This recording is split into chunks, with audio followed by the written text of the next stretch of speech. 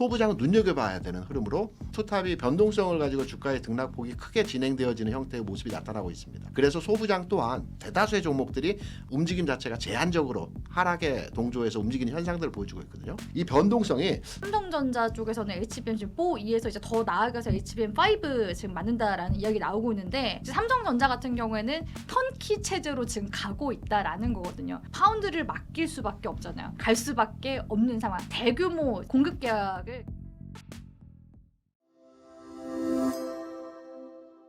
약간의 궤적도가 다른 부분들이 있어요. 과거 주가 흐름부터 보게 되면 투탑이 빠질 때는, 그러니까 빠진다라는 급격한 하락이 나올 때는 같이 빠집니다. 그렇죠. 그리고 투탑이 급격하게 올라갈 때는 소부장이 좀 못 따라가는 경향성이 있습니다. 그럼 소부장은 언제 가느냐?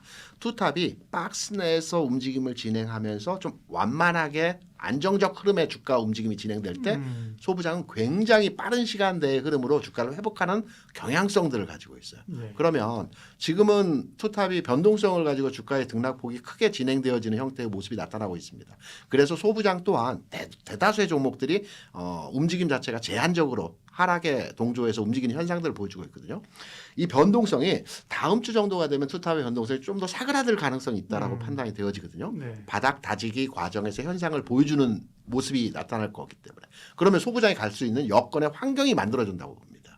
그래서 오히려 다음 주 구간 내에서 7월 말 8월 초까지 해서의 움직임 자체는 투탑보다는 소부장의 활발한 움직임에서의 가격 진행이 나타날 수 있다라고 해석이 되고 있고요. 그럼 결론점에 우리가 추정을 해서 투탑을 팔고 소부장을 살까? 이것도 좀 애매하긴 합니다. 그렇죠. 네. 네. 왜냐하면 하방 경직의 모습을 보여주면서 시차를 1, 2주간 더 기다려보게 되면 투탑이 다시 전환점의 흐름으로 만들어질 수 있기 때문에 저는 투탑에 대한 애정도를 가지고 기존에 진입하셨던 분이라고 한다면 홀딩 하시고요.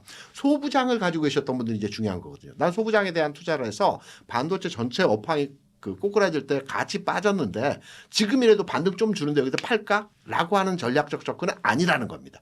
이제 본격적인 흐름에서의 궤적이 만들어지는 구간에 도달했기 때문에 소부장은 눈여겨봐야 되는 흐름으로 판단하고 있습니다. 그러니까 선도주라고 하죠. 얘가 움직이면 나머지를 따라간다는 선도주 성격의 종목들이 몇 있습니다.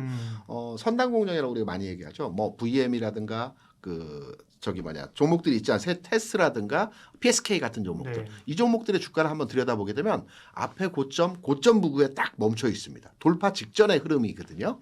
이 종목들이 다음 주 구간에서 고점을 돌파하는, 여기서 한 발만 더 내딛으면 고점 돌파이거든요.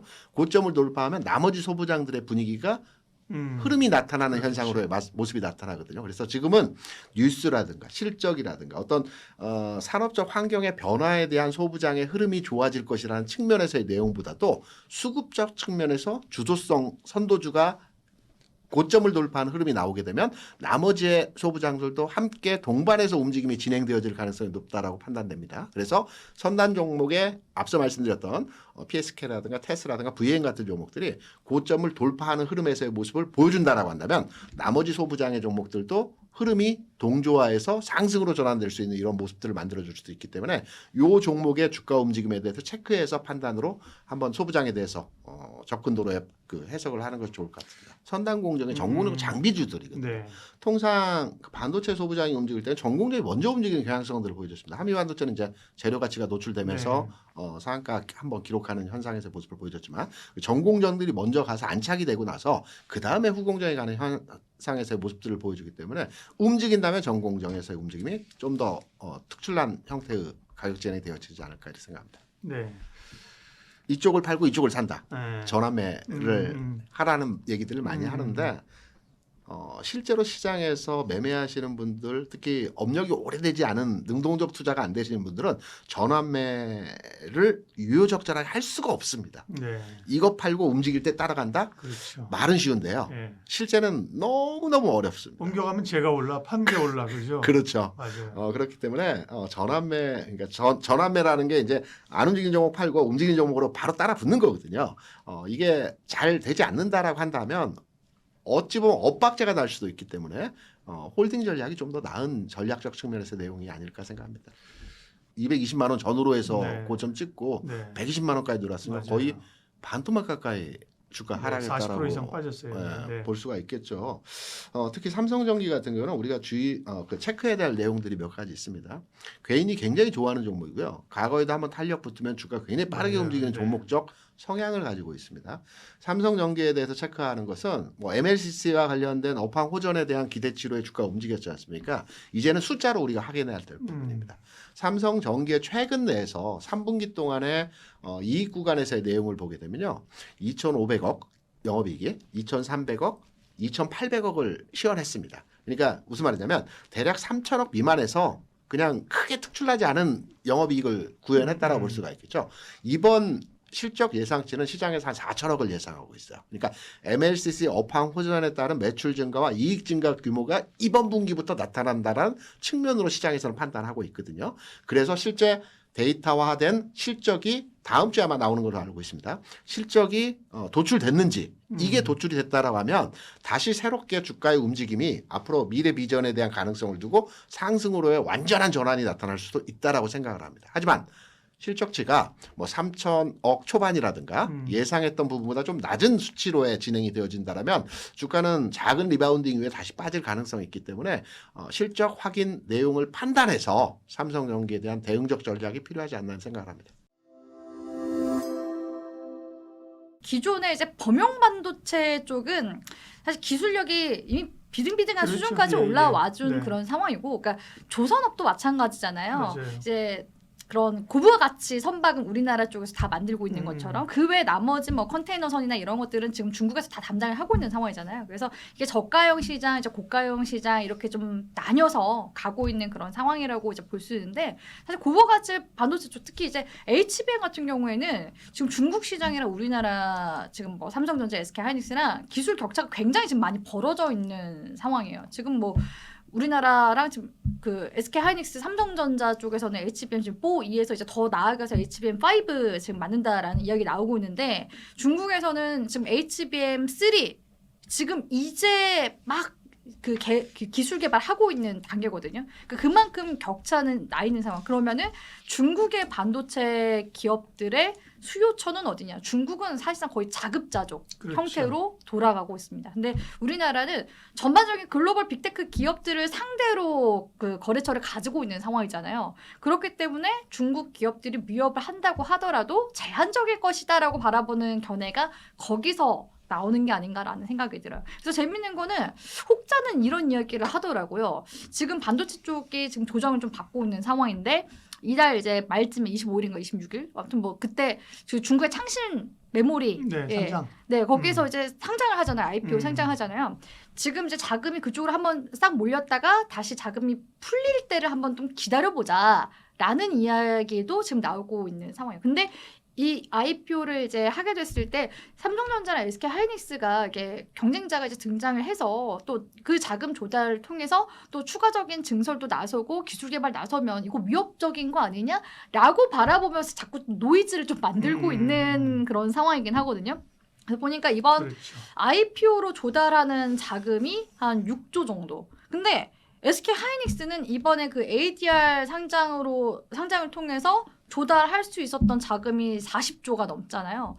거기서 이미 차이는 많이 벌어지고 있다라고 해서 저는 개인적으로는 그렇게 좋은 생각을 얘기 하셨네요. 하고 그다음에 있습니다. 이제 해치가 된다고 생각을 하고 있거든요. 왜냐면은 그 결국에는 반도체는 이 사이클을 타는 업종이잖아요.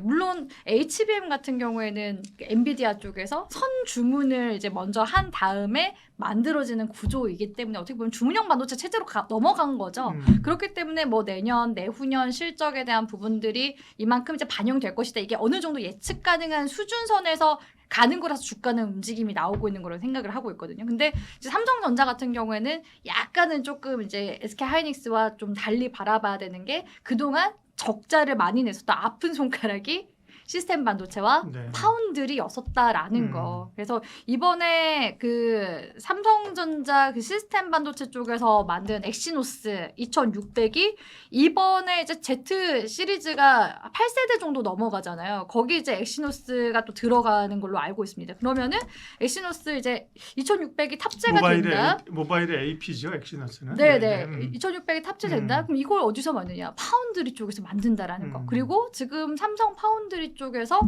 베이스 다이나 이런 것들도 지금 HBM4는 다 파운드리 쪽에서 만들고 있어요. 그러니까 자체적으로 턴키 체제로 지금 가고 있다라는 거거든요. 그럼 저는 여기서의 그 경쟁력이 좀 더 크다라고 솔직히 생각을 하고 있고, 그리고 기존의 삼성 파운드리가 적자를 물론 내긴 했지만, 그러니까 수율적인 측면에서 봤을 때는 지금 이제 TSMC랑 뭐 비등비등하다 정도까지는 아니긴 하지만 네. 많이 지금 쫓아가고 있는 상황이에요. 매년 이제 1년 이제 지나갈수록 그 수율이 계속 개선이 되고 있는 상황이고, 지금 대부분의 빅테크 기업들이 뭐 엔비디아 쪽에 계속해서 그 AI 가속기 칩 만들어 달라 요청을 해도 이게 지금 그렇죠. 공급이 따라가지 그러니까. 못하고 있는 상황이니까 몇 년 기다려야 되는 상황이거든요. 그럼 그 몇 년 기다리는 동안 그럼 우리가 그냥 자체적으로 개발하고 설계할게. 그래서 이제 시스템 반도체 기업들한테 그 설계 계속 이제 맡기고 있는 상황이고, 하나 두 개씩 지금 이제 AI 칩들이 개발이